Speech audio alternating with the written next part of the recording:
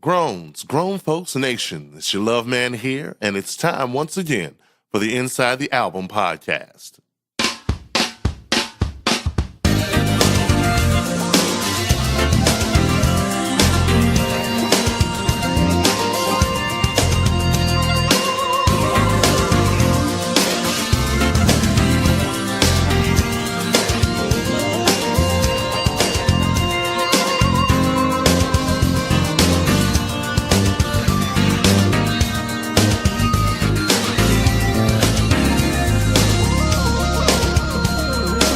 GrownFolksMusic.com. All right, grown folks out there, we are back once again. Another Inside the Album podcast from your favorite folks at Grown Folks Music. And we are really excited about this episode. We're going to be marking 20 years of Urban Hang Suite from Maxwell. And it's a kind of a cool time. He's actually back after a 7-year absence with a new project coming out. Just dropped a single this week. So it's a really great time, I think, to sit back and reflect, on the debut, as well as, talk about all things Maxwell, as well as, Maxwell was certainly a part of the big movement in the mid-90s, which, some refer to as neo soul, some refer to just as good music. So, we're going to be chatting about a lot of things tonight, and really happy and excited and pleased. We have a full crew tonight. HQ is the table is full, so we had to order up some more food from craft services. So, but we're very pleased to be joined tonight by DJKKC, who's a regular member here on the podcast, as well as another wonderful GFM person, DJ Cat Eyez, who is our resident Max expert. So we'll be shooting lots of questions her way, and just really trying to get into the idea of what this artist really means, and what this project really means 20 years out from the debut in 1996. So, having said a mouthful there, let's get into it. And maybe we can just kind of go around and talk about, I guess, each one of our, kind of introduction to Maxwell. I'm sure, I'm assuming that it's going to mainly be from, Till the Cops Come Knocking, but maybe not. So, who would like to step up first and talk about maybe, just kind of how they, got familiar with Maxwell, and in particular, the Urban Hang Suite? I can start. Okay. I think I got introduced like everybody else, just one day, listening to the radio in the car, and you hear this new music, and it's like, who is this? And, what is this groove? What is this vibe? I'm digging it. It was real laid back. It was grown and sexy. But most importantly, it was different. And that's what I loved about it the most. And, 96, neo soul, as you had already mentioned, had come into the scene, and,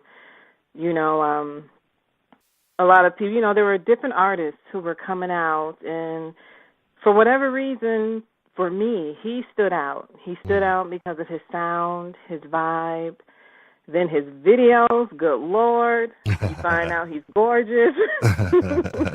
He got the hair, he got the moves. So it was like, I'm digging it. I was digging him, and it was different. I'm all for different. And he was a different sound, so I was totally on board. He was different yet new because, clearly his influences were Marvin Gaye and, Motown. So it was just something I dug because it was, you hadn't quite seen someone like him or heard, his music or music just made in his kind of mellow groove, type of way. So that was my introduction of Maxwell. That was the start of my love affair with him. That's cool. So, yeah, and to see him, 20 years later, and you could still vibe and love his music. It's timeless. It's still relevant. I think that's a real testament to him and his what do you want to call it? Talent, really. Mm-hmm. Musically and as a singer. Ooh. So that was my introduction. That's how I fell in love. Very nice. Very nice.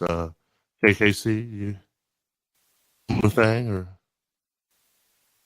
I got introduced to, I probably saw Till the Cops Come Knocking because I finally had cable.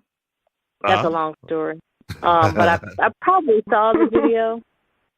I don't know. I didn't gravitate immediately. What got me was when I heard the whole album. And I heard it in the car. The man who I was dating at the time had the CD in the car, and I was in a position to listen to the whole thing during the ride. And what drew me to it without prematurely getting to this single was Something Something. I just thought that was, I'm like, did he make a song saying we can do a little something something? But it was cool though. It was just cool. It was just laid back and cool. And so that's what that's kind of when I caught wind or really started to pay attention rather. His look, I had seen him and he was just different to me. I don't know how to describe it. To me, he had this whole poetry slam vibe. I have no other way to describe it. When I saw him, I was we used to have this place in Detroit called Club Mahogany, and they used to have these huge poetry nights. And in the 90s, there was this whole vibe between among these young Black professionals, and it was kind of quasi upscale type thing, and they would do these poetry slams, and it was kind of serious, yet they were kind of jazz infused and laid back. And he just, to me, when I saw him and when I saw Erykah Badu, I just kind of felt like that was that vibe. This whole poetry but laced around kind of jazz R&B groove vibe.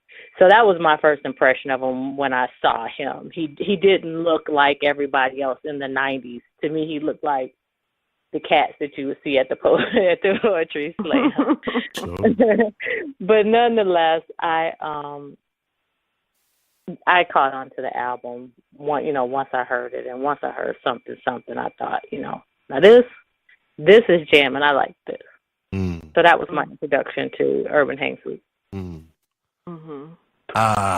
Well, I must admit that initially I was a hater. I'm going to tell you why. Well, I didn't like Till the Cops Come Knocking either at first. So you and I, we roll together on that same kind of vibe. But And I tell you, and it was really something. It was really silly. My hater stance initially was it was and all it was that Till the Cops Come Knocking for me initially just sounded a lot like Anytime Any Place from Janet, and it just, I don't know, it just bugged me. I don't know why. It's a great song, and I don't know, it was just something about it. I was like, what is this? But then two things. Then yes, something was sealed the deal for me. And then when I later on when he was out on tour, he had one of my favorite bass players, which is a guy. Well, his stage name is basically Funky Ned, but Ned was the bass player for one of my favorite groups out of Washington, D.C., Rare Essence. And so that, you know, I mean, you got a guy that, you know, in your band that played in, you know, one of my favorite go-go bands. And you could do no wrong in my eyes then. And so it was kind of that. And then, you know, and then this learning that Leon Ware co-wrote something with Maxwell, which, you know, Leon Ware did all that fantastic work with Marvin on the I Want You album. And, you know, he wrote I Want to Be Where You Are, and, you know, just all this great stuff. So, you know, Leon is just like a titan in my eyes as far as songwriting. And yeah, and I mean, now having said that, I think what really sealed the deal for me was the Unplugged. That's where I was just like, oh man, that was awesome. Yeah, this dude's for real. And then I had to take back all the stuff I said. No. I think I really missed the Unplugs. I think the Unplugs really showed you who were truly, you know, the singers and the musicians, and you know, they don't have them anymore. And Maxwell's Unplugged was just ridiculous. It was ridiculous. Yeah. It was awesome. You know, can I interject a minute about the Unplugged? I don't know if they still call it Unplugged, but I don't know if I was channel surfing or whatever, and this is a totally different subject, but you brought up the Unplugged. They had Miley Cyrus Unplugged, and it gave me a respect for her. So, to your point that the Unplugged, like I caught her singing Wrecking Ball, and I really like that song. I think it's well written. I think it's well executed. The video, I understand why they're trying to get attention, but it was stripped back, and it does everything it was supposed to do. And I don't know if they're still calling it Unplugged, but, you know, to your point, Cat Eyez, I think that we do need Unplugged back, because it'll take an artist or a song that you're just like, about, and give you respect for the musicality of it and for that artist's musicianship. So yeah. And you know Unplugged. what? You're not the first one to say that. Somebody else had to bring that to my attention about Miley Cyrus and the fact that she actually does have a good singing voice when she really sings, like when, you know what I mean? And I think, I'm not sure if they saw that Unplugged too, or if they just saw something where she was singing live and she actually sounded good. So that also made me look at her in a different way and to stop and really listen to her versus looking at her as just a gimmick. Because up until that point, that's how I viewed her. Sure. But, you know, I can't remember who it was, but it was like, no, you need to, like, really listen to her. She really does have a good singing voice. It's really decent. And I did, and I was like, okay, you know what, they're right. And I also got, you know, gained a new respect for her, singing-wise. Yeah.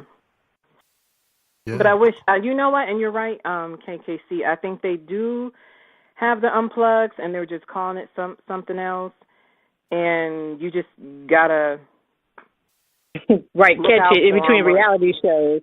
Exactly. Yes. Yeah. They don't even plug their music content anymore. You just gotta catch it. They really don't. Love and hip hop, which is sad. Yeah. It's interesting where we've evolved. I think what else is interesting in looking at this debut, I'm not quite sure. I mean, I guess Maxwell might be a little bit younger than I am, so I would say, what was he? Yeah, he's 42. Okay, so he would have been about 22. This came out, or somewhere in there. I mean, I know we've talked about this on other episodes of this podcast and in any number of, you know, other entities that we create, but I mean, I know it's a different time and place, but this is like really mature music. Yeah. When I first heard Till the Cops Come Knocking, I was like, what? Yeah. The lyrics and stuff. I was Oh, like, yeah. oh my, Yeah. okay. But exactly, that was my first thought. I was like, oh, okay, he's going there. But at the same time, it was kind of refreshing from the in your face, quote unquote, love songs. Knocking the boots, the R. Kellys, that was also out at that time. That was very in your face with the lyrics. His, Maxwell's, even though it was, still kind of, out there, it was still a little, there was a little more subtle is what I'm trying to say. Sure. Yeah. Versus the in your face, lyrics of the time. So that was kind of sort of refreshing too, but at the same time it was like clutch the pearls type of lyrics. But yeah. So yeah, it was definitely mature lyrics coming from someone who was only 22 years old, and and I guess and not for me to beat a dead horse, because I would be the one to beat the dead horse, but I always just kind of look and I go like, wow, so 22-year-olds produced music like that then, but now it's just sort of like, you got, not Maxwell, but there are some artists, in their 40s now that try to produce music that sounds like teenagers, and it's just, you just kind of go like, why are we doing this? But I part of me gets, people are out here fighting for attention, and I guess they're just like going for the lowest, common denominator, least common denominator, or whatever. But just to like, just to kind of put him in perspective. The other thing that sticks out to me in looking at the credits, we'd be be remiss without mentioning the fact that Stuart Matthewman, who did all that fantastic work with Sade, as well as what was their offshoot project? Sweetback. Yes, Sweetback. Yeah. So so that British kind of sophisticated, that British neo laid back soul, Jamiroquai, that type of So I think what you're speaking to though is the level of sophistication. Like meaning Maxwell, reminded me of like Superfly in a way, and what I mean by that is just that he was young, but he had your daddy's like 70s sophistication. Like he came through with like velvet and stuff on, That's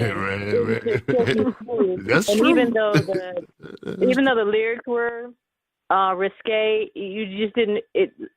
You made a perfect point. It just wasn't so in your face. Like your body's calling and knocking boots and freaking you. It just was a different presentation. It was more of your daddy's slick 1970s Superfly presentation, and the musicianship was still there, and I think that's the difference. And that's not to say that H-Town and Silk and Jodeci didn't have musicianship, but he just came. You could pull it off because we were in an era of quality music. Now,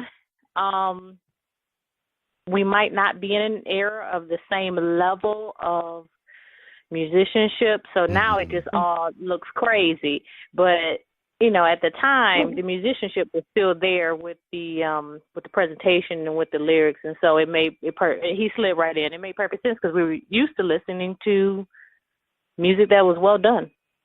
Right. Yeah. And you're right about that. He totally slid in, and I think the wonderful thing about the 90s was there was room for everybody. You had your R. Kellys, you had your Jodeci's, you had your H-Towns, and then there was Maxwell, there was D'Angelo, and the others who were coming up through the neo-soul era. And there was room for all of them. There was so much to choose from musically, whereas today, everything and everybody sounds the same. And that's it's disappointing. And that's why there's a need for old school stations and, True. and for grown folks music, Yeah.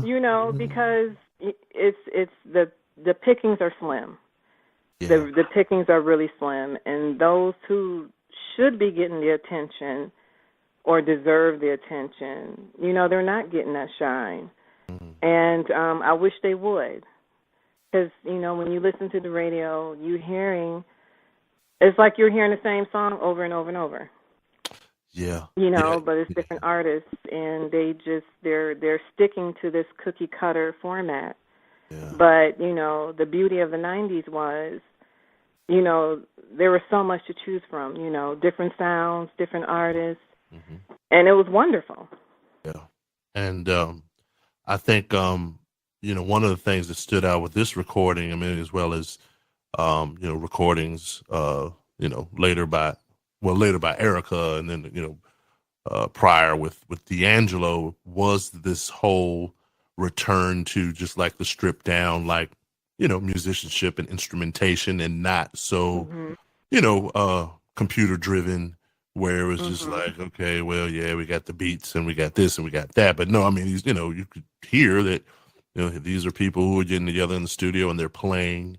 And of course, I have to go back to my favorite buzzword, an organic type of sound, because, it just, and I guess what was interesting about that is, I mean, in many ways, that was quite revolutionary. I mean, because people hadn't made records like that in maybe, 15 years, so well, except for, excuse me, let me retract that.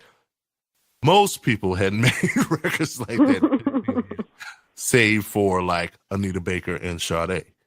But everybody else, everybody else was on the, drum. I mean, drum machine. Yeah, I mean, as much as I love LA, the stuff that LA and Face were doing and Jimmy and Terry were doing, it still was very heavy, heavily programmed, and I mean, nothing wrong with that, but this provided some balance. I thought, yeah. So, let's see. Agreed. Yeah. Let's see here. One of the other things that I, wanted to, I guess, bring out in the conversation too, is that, obviously we alluded to it earlier, but the comparisons when Maxwell came out to Marvin Gaye, as well as as a Prince, comparisons, but strikingly to me, I look at those comparisons in the sense that he either wrote or co-wrote all these songs on this album, which is unheard of, or at least at that time. Well, no, even today, somewhat unheard of for someone it's their debut. I mean, usually they try to pair you with, someone who has a track record, but this is, it's pretty much him, which is crazy, in many ways.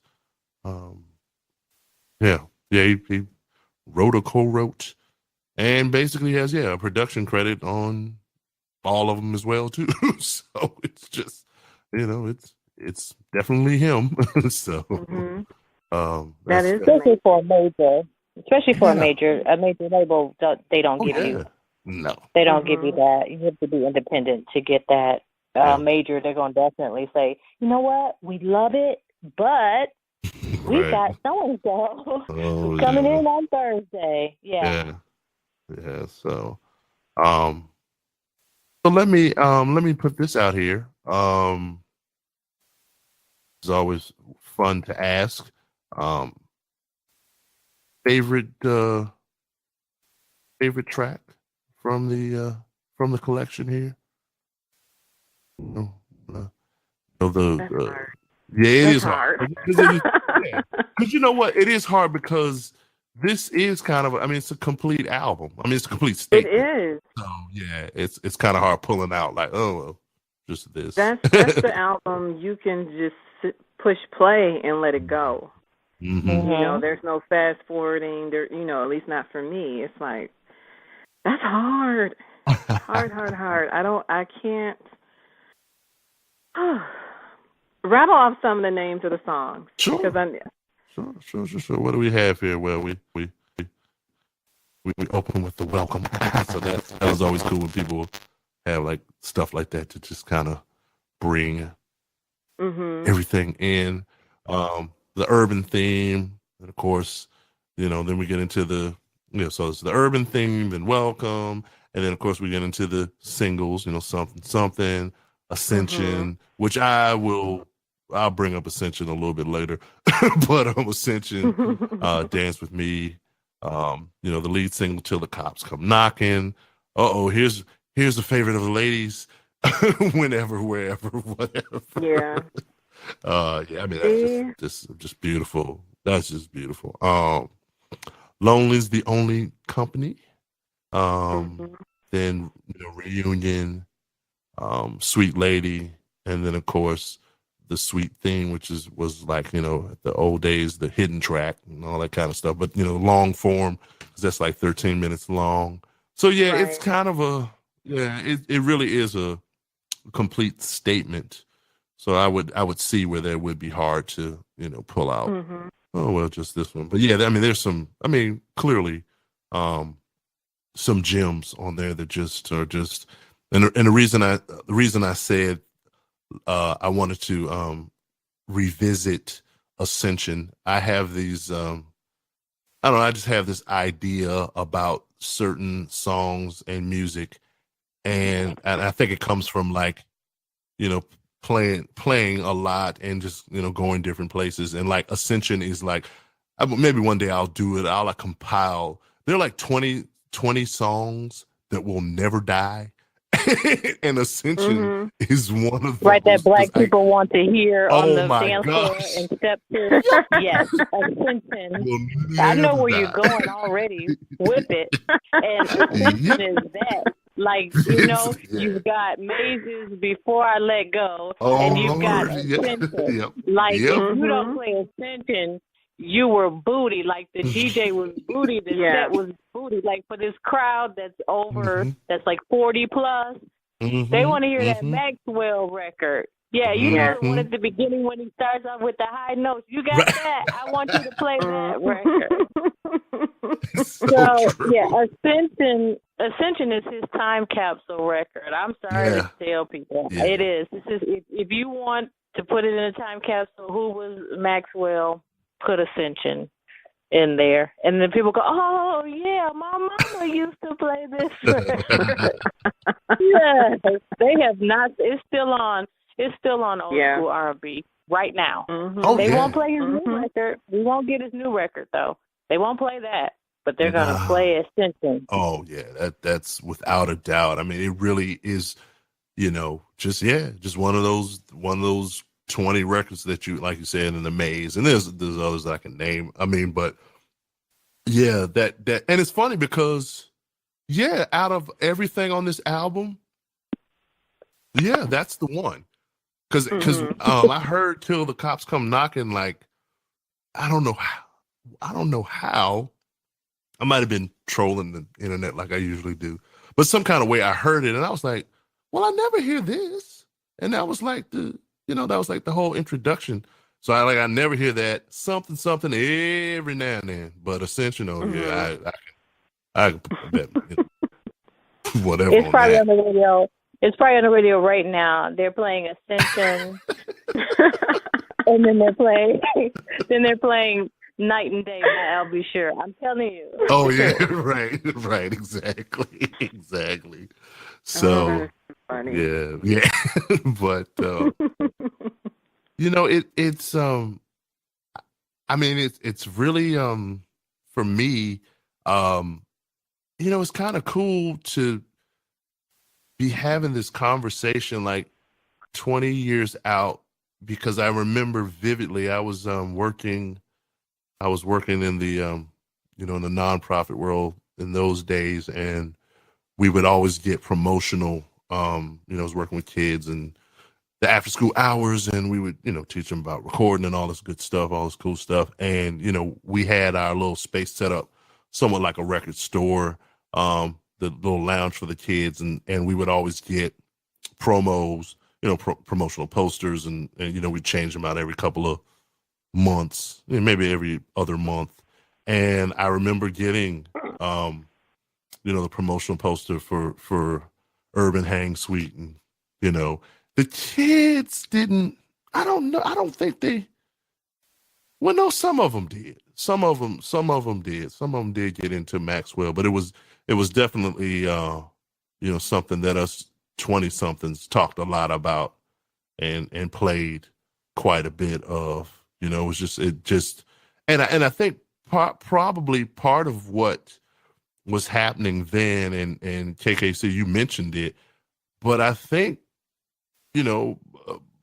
partially what happened with some of these artists in this particular movement is that they were in the parents' record collection, and they just got to a certain age, and that stuff was in their ear, and they said, well, I hear all this other stuff out here, but maybe I want to create in this manner. And you get you get recordings like this that like I said were just very, very, very different, but at the same time timely, but just they were looking to, I mean, because we have artists now that are like retro artists, like you can kind of tell, and I'm not gonna name any names, and I mean, it's not that I hate on these folks, I don't, but you can kind of tell they're really going for the whole retro thing.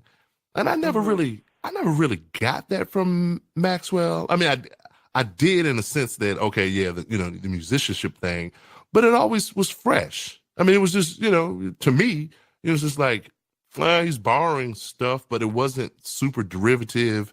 And it wasn't like he was just trying to, play on nostalgia and say, I'm doing this 70s kind of thing. It just sounded good to my ears, and it was just a fresh approach.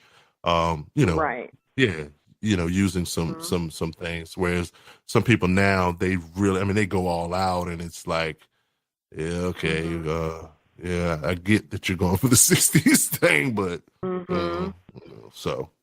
And that's what I respect about him, because you can tell who his influences are, and he'll even say who his influences were or are with his music, but he didn't go out and just totally base his style and sound off of them. He put his own flavor on it, his own spin on it, his own creativity to make his sound. Yeah. And that's what I like, and that's what I respect, so much about him. Because you're right, there are several out there who are totally going for that, retro sound, and they're going hard, and and like you said, that that's their thing if that's what they want to do. But it's nice to see an artist who can appreciate it and respect it, but still be able to put his own spin on it and make it his. Yeah. I mean, I think that and he does, he has his sound. Maxwell has his sound.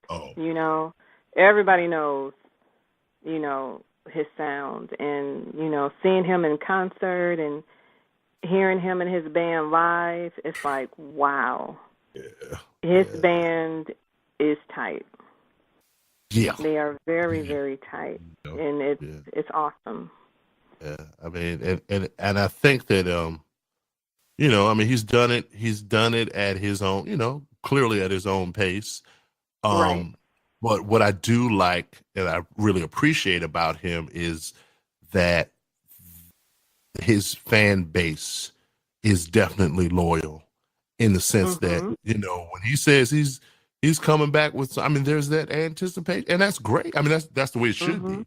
It's just like, and it's funny because, now that I think about it, I guess, a couple of those folks out of that movement, I mean, it's a similar thing. It's just like, I mean, it took D'Angelo about 15 years, but, I mean, people were still, they were still there. You know what I mean? Like, oh man, this dude, and I don't know if you all saw it was a sad, certainly a sad and somber moment, but the clip has been going around of him singing at Fife's funeral.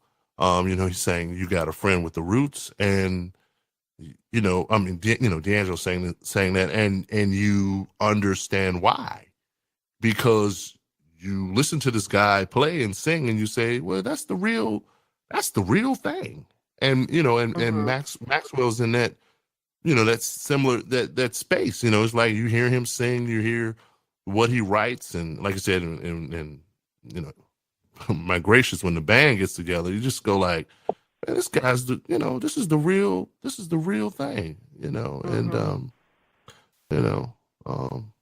so I'm really I'm just I'm glad we can talk about this, because this is real music. So Right. It really is. Yeah. 20 years later, not too many artists these days get to, have that album that's still relevant. It's just timeless. Well, I'm glad you brought that, because it really is. I mean, in preparation for for our chat this evening, I was listening through, and it's just like, this stuff doesn't sound dated at all to me. And I mean, Exactly. Again, excusing my hater stance, but and it's funny, because as much as I was, like I said, the hater until the cops come knocking, I love it now. And it's because I was like, okay, I get it now. And then of course the other reason I love it is because like I can appreciate it, because like, man, this is like, he's just laying it all out here, and this is what it is. And so what are you all's thoughts on Maxwell, just his importance to just the overall culture of music? Like, where does he I mean, he's clearly an important artist.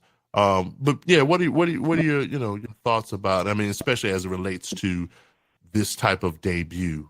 Like, what did Urban Hang Suite mean for 1996? Let's say I could phrase it that way. What do you think the record meant? I kind of think. Oh, go ahead. Oh, I think that what he did for 1996 is that he made 20-somethings. He legitimized us as grown people. We went from being kids with the kids' music, and this was, like as was said at the beginning, this was grown and sexy. But it wasn't your mama's music, but it was our grown and sexy. So for those of us who were in our 20s, he just he gave us some legitimacy that, we're not just kids. We are grown. We do grown folks things. We're at the poetry slam or whatever. We're out listening to jazz or whatever. So I just think he brought Brian McKnight brought it as well, but in a different way. It was very much an adult hallmark, adult contemporary way. He brought it more in a soul funk way. Not that Brian couldn't be soulful, but Brian was very much in this he could cross over. This doesn't cross over as well. He just kind of brought the soul funk to that generation and presented us in a grown and sexy way that we have continued to walk in. So we were young grown folks, and now we're a little bit older. It's my personal opinion that this, I don't know, I just feel like this is his definitive album. I feel like it's more timeless, and has a sound that even his newer ones don't. And not that they're bad albums, it's just something about this that just that doesn't sound dated, whereas I think some of the other ones you might say, well, when was this made? But this, I don't know. I feel like there's so much musicality there that it doesn't sound dated or trap him in any way. It was, I think we'll always remember this album as our introduction to Maxwell, and it'll never be forgotten. And KKC, you brought out an excellent point. This album made 20-something-year-olds, feel grown and sexy. And, even just based off his videos, or even like D'Angelo's videos, and you see, young black men and women in clubs listening to live music, listening to jazz. That made me want to go out and listen to live music and jazz. And that is something actually, that I did. When me and my husband started dating, that was one of the things that we did a lot of. We went out and listened to live music, jazz music, and it was fun. And, and it made you feel grown. And that's what Maxwell's music was for us, for those who were in their 20s in the 90s. He gave us that kind of music for us to enjoy and to, want to go out and listen to music like that, and not so much, just, let's go to a hip-hop concert or whatever. And not that there's anything wrong with that, but when you want to get your grown on, that's what you did, and that's what his music. That's true. That's what his music did. Yeah. So his relevance and the importance of this album, to me, is up there. Yeah. It's really, really up there. Yeah. It's interesting, the points that you all brought out. I'd never really thought about this in this way, but kind of who we are and what we do, as a, an entity, grown folks music, I'd never considered, but, this album and sort of the neo soul movement, or, whatever you want to call it. I mean, that's, neo soul obviously is great marketing, but, in many ways, I think that this might be the beginning of this whole. I mean, you said it up front, Cat Eyez. I mean, grown and sexy. I mean, this may be, the genesis of that term, that form of thinking, because there's music prior to this, but like you said, that was every other, some other generation's music. But then this moves into like, oh wow, this is our music, and it's formed in this particular way.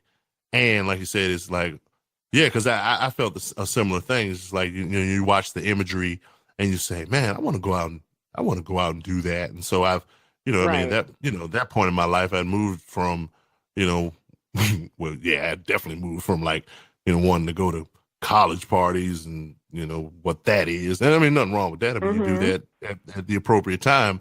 But then it's just like, yeah, I want to go to a club and hear some live music or sit down and, whatever. And it very well may be what ushered in, this whole notion of grown folks music. And probably what continues to happen is that there's this appetite for that, because in the, broad marketplace, it's just not being served.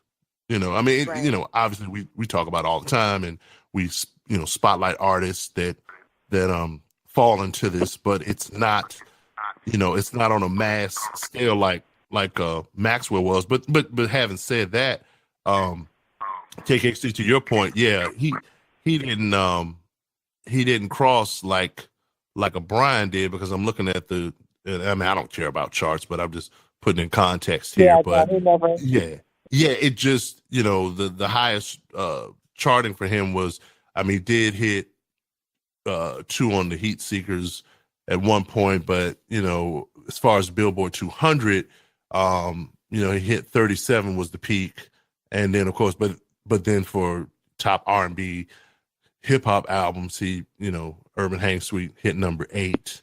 And then he was able to do the end of the year for the 200. He was at 94. And for the end of the year for top R&B and hip hop, he was at 22. He did the double platinum in the States and gold in the UK. But so I mean a great debut, no doubt. But it wasn't that it was something that you could, he's kind of like our little secret in a way. Right. For people like He really was. Yeah. He's like, about Maxwell? So that kind of thing. So but yeah, I mean, and I think I don't think that's often recognized, because what happens is, with us now, we're not, we're 20 years removed. We don't, we probably don't realize that, when you talk about grown folks music, it's kind of all over the place. And of course, the sweet spot is the 90s. But I don't know if anyone's ever really sat and said, well, when did it really, when did this kind of attitude or movement start? And it probably is around this time. It's probably 95, 96, somewhere in there. And, we just, we just kept moving in time. So, it's interesting, something to explore. So, yeah. Let's see what else I had. Any other thoughts? I think one other thing that's definitely been, that rings true throughout this conversation and with Maxwell as an artist, I do think, you can't separate the visual, from him. I think that's a large part of, who he is as an artist. I think they kind of go hand in hand. But the good thing about him is that there's, all sorts of substance there. But I think the visuals for him was just, that's the icing on the cake. You just got great music, but then, check out this cool video, or man, this dude's got a cool hairstyle, or, whatever it is, and thoughts, I've always thought, that's where it was recorded. This sounds like this isn't like a New York record to me. I don't know how else to explain it. Basically he recorded, when he's from New York, and most of the recording was done in New York. But I don't know, sometimes when I hear certain things, I can kind of line up where they are geographically. And this definitely sounds like a New York record to me. That's I think that's another thing that we're missing in music, is that music really did used to be geographical. And now with everyone kind of using the same people and the same sounds, you can't really tell, where something was recorded or where the artist is from, which is, I think that's to our detriment, because there's something to be said for being able to interject local flair and flavor into what you do. And so this is, to me, definitely, it sounds like New York City. So, yeah. Other thoughts, you all? Go ahead. Yeah, absolutely. I want to touch back on, you were speaking about the imagery, with his videos and how that was the icing on the cake. I think he also introduced women to another type of man outside of the usual hip-hop gangster, Timberland boots type of deal. Wow. Here was this, bohemian, just, he had his own flavor. And it was, like a 70s feel, but, he was cool, he was laid back, he had the hair, the shades, he could move. And it made us stop and be like, okay. Where can I find some more of you? Where are you located, sir? You know what I mean? Yeah. He totally opened our minds to just, to another type of man. You know, that's what his videos did, and that's what a lot of women fell in love with, and that's why when he cut his hair, honey, Oh yeah, females went crazy. They were not happy about that. They were not. Yeah. So it's, you know, yeah. Yeah. And you know, and I mean, just to, you know, aesthetically, just like to like just look at and just to consider, I mean, even the, you know, the title, I mean, Urban Hang Suite. I mean, dude, like, really? Like, I mean, you're borrowing from classical music is the, you know, the concept of a suite, but yet and still it's like it's urban, but then it's like a hang. And I mean, like, that's just like, I don't know. I mean, that's just, to me, that's just so cool, because it's just sort of like, nah, we just chilling, you know, but we're not, Exactly. you know what I mean? Yeah. It's, and we're chilling in a different way. You know, Yeah. cats just sitting around, they might have a glass of wine. We talking about, you know, hey, I just read this book, or did you see this movie that, you know what I mean? Like, we're watching movies that aren't just like yuck fest, excuse me. Like, you know, stuff that's like, I don't know, like, you know, sophistication. Yeah. It's just a level of sophistication. Yeah. And that's what I meant at the beginning yes. about the poetry slam thing. That's exactly what I meant. Like this total group of young Black professionals that got their first jobs, they moved out of their mom's homes, they got their first apartments, and they're on this different thing. Like, you know, we're growing up. We're on this, you know, we're dressing a little bit better. We just started drinking wine. We're getting introduced to the different wines and cheeses or whatever. And this brother comes in with a slick, sophisticated, yet funky type vibe. And that's what I meant. He looks like the brothers that you saw, like at the Poetry Slam, very different looking than the Timberland boots and stuff that, you know, the guy who may have attracted us in college. So I agree with you totally that, you know, he just gave us a look to a slicker, maybe even more polished, but yet artsy type of dude, and it definitely head turning. Even if it wasn't your style, you if you walked in the room, you definitely go, well, who is that? Right, you're gonna pay attention. Exactly. Yeah. And if I were to associate a movie with Urban Hang Suite, and I forget the year that this movie came out, but I think of Love Jones. Sure. And I think of those characters in that movie, that was that vibe. You know, the vibe that Maxwell's projecting with this album and the videos, that was them. They were living that life. Oh, absolutely. You know, as, you know, like you said, KKC, at the poetry slams and, you know, the music, the young professionals, you know, they were not wearing the Timberlands, and we're not saying anything's wrong with that. No. But, you know, but that was that group. That was that age group. That was that mentality. And it's funny because I know, and I don't know how that movie did. I don't keep up with. I keep up with certain things these days, but I don't see. You know, I just don't see, and maybe it's because I'm old, but I just don't see a lot of equivalencies these days. You know, in art. I mean, it happens. It definitely happens on the internet, but I think what happens is, why we miss certain things is because there's not stuff on the main stage that everybody can kind of gather around and see. So stuff gets missed. But I mean, I just, you know, again, think of like, okay, so, you know, who's the equivalent of a Maxwell now? And I mean, I don't even, today. And I don't, and again, you know, I'm not even talking about like just sound wise. I'm talking about the whole package, because I think that's what we've been talking about. You know, it's a whole thing here with his artistry, and you don't, you know, I mean, I just don't, I don't see that, and I know we talked about it off the top, but what happens, or at least what I feel has happened, is you have a prototype. And everybody just tries to, like, you know, the machine just tries to, like, you know, push everybody into that.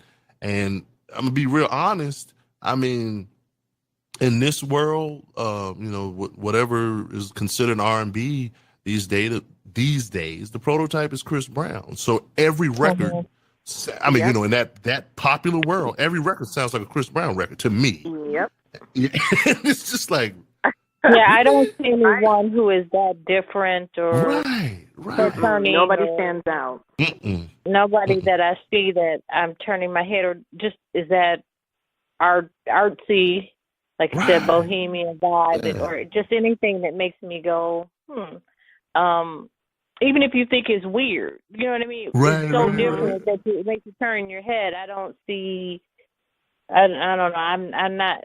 Maybe he's coming. I don't see anybody, male or female. I'm trying to think of a female that just really that you're looking at and saying, yeah, that's a good. That's female, and like today's art. I mean, the closest I can think of female wise is Guapale. Sure. I mean. I don't know. Yeah. But she's older now. And she is, and that's the thing. That's why I kind of struggle to even mention her because she's older.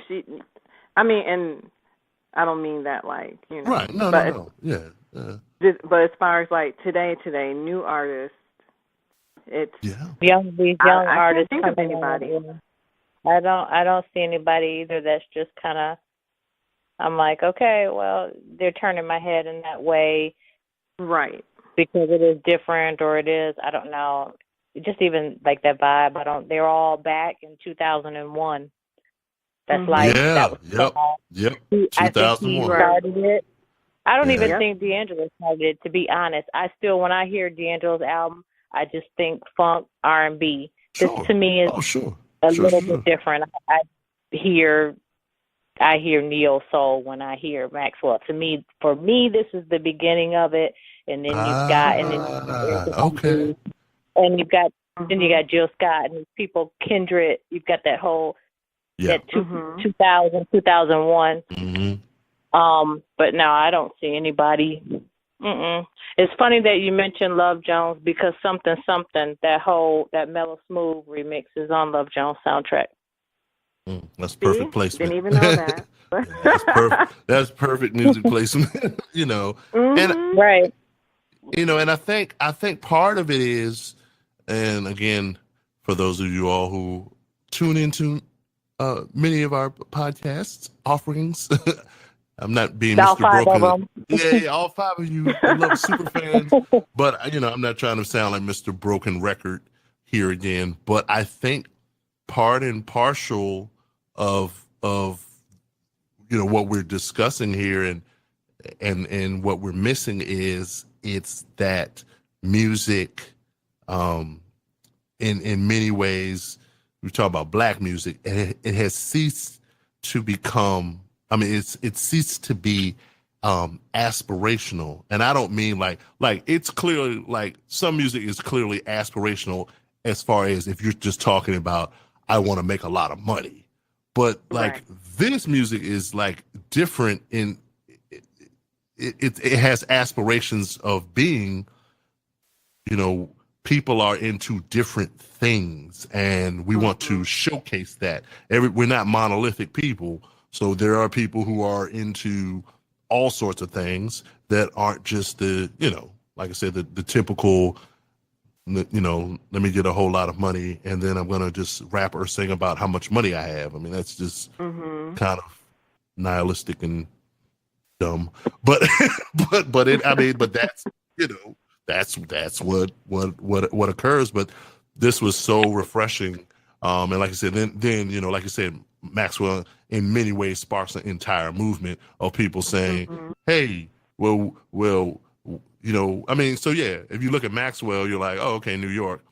And then you have, like you said, then you go on to, later on with the Music Soul Childs and Kindreds and Jill. We're from Philly and we do it like this. And then, you'd have, Erica's from Dallas, but the majority of her record was, I think she did everything in New York. But again, people from different places around the country coming out of the woodwork saying, yeah, well, we kind of do it like this.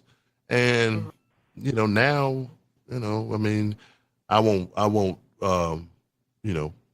bore us with naming all of the stuff, but it just seems like the setting for every song is one place, you know, and that's just kind of what you get. And Right. but I'm really glad that we have, because it'll turn around. I'm glad we have pieces of art like this, because there's some kid, like we're talking now, you know, I'm like the old guy waving my hands in the air. There's some kid that's like 10 who's like listening to this right now.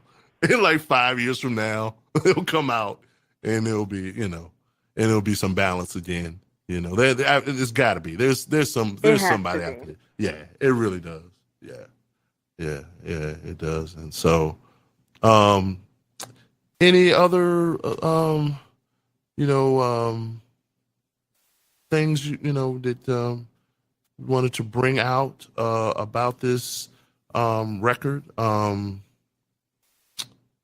Clearly, it is a landmark recording. Clearly, it is like has been said, something that is timeless, and you know, looking forward to you know what Maxwell has in store next. Obviously, I have not heard the latest single. Has anyone checked that out? Or I have. Yes. yeah, yes. Let's hear your thoughts on the latest single. Well, I it would have to grow on me. Okay. I will definitely need to listen to it several more times. It's not bad. It's not, you know, I'm not going to say that, you know, it's bad or anything, but it's different, and I can appreciate different. Sure. You know, from an artist like him, because, you know, you want to see them continue to grow and not just keep putting out stuff that sounds, you know, the same. But I'll definitely have to listen to it a couple more times, and I'm sure it'll grow on me. But it still makes me excited to hear what the rest of the album sounds like too. So those are my thoughts. Yeah, I will take some time this week to definitely check it out and give it a couple of spins. I mean, truth be told, you know, the last recording, I mean, pretty wings had to grow on me, and then I ended up liking it. But then I heard, you know, Bad Habits, and my mind was blown. But that was just like that was just a first listen, and it was like, oh, that's bad, you know. But of course, the video was cool. But anywho, so not that I watched that, but this is I'm just glad that, you know, we were able to get together and do this, because I think it's important, and I'm glad that we're just you know, we're here as an entity to talk about these seminal recordings and really to celebrate these artists. And it's always my wish that, you know, in my dream world, that said artists will hear, even if they listen to 5 minutes of our conversation, you know, that for them to know that they're really appreciated, and folks really give, you know, some thought to what they've created, as well as in the case of this recording, 20 years later, still playing this music. That's important. And I really do. I mean, I like to joke a lot, but I really do seriously believe that there are folks out here now coming up that will, some kind of way, by accident or by the internet, grab a hold of this type of music and really have it influence them, so that they can, you know, just come out and do something different. That's all it is. Right. You know, just offering something different at the table. So, any other parting thoughts that anyone may have as we close the chapter on the sniff urban hangs? No, it's just that, you know, Maxwell is very loved and appreciated by this big fan of his. Yes. And I look forward to 20 more years of timeless music. Oh, wow. From I him. love it. Yeah, absolutely. Yeah.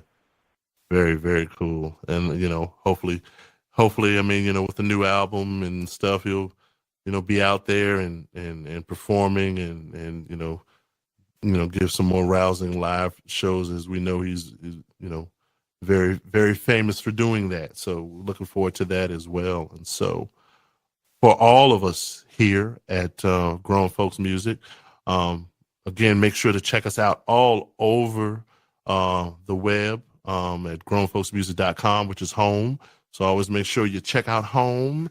And we're on Facebook at Grown Folks Music 1, on Twitter at Grown Folks Music, Instagram, catch us on the gram, ha ha ha, at Grown Folks Music, Pinterest at Grown Folks Music. Check it out. It's like I don't know, it's like a theme here. But no, seriously, we really want you all to follow us, and as we celebrate these artists, both what they've done in the past and what they're doing right now in 2016 and going forward. We're here and we're all about just great music and great legacies and celebrating and uplifting the culture. And so for this episode of the Inside the Album podcast, as we have celebrated Maxwell this evening, I will sign off. This is your love man, along with DJKKC and DJ Cat Eyez. And I'm looking forward for all of us to be able to get together and do this again.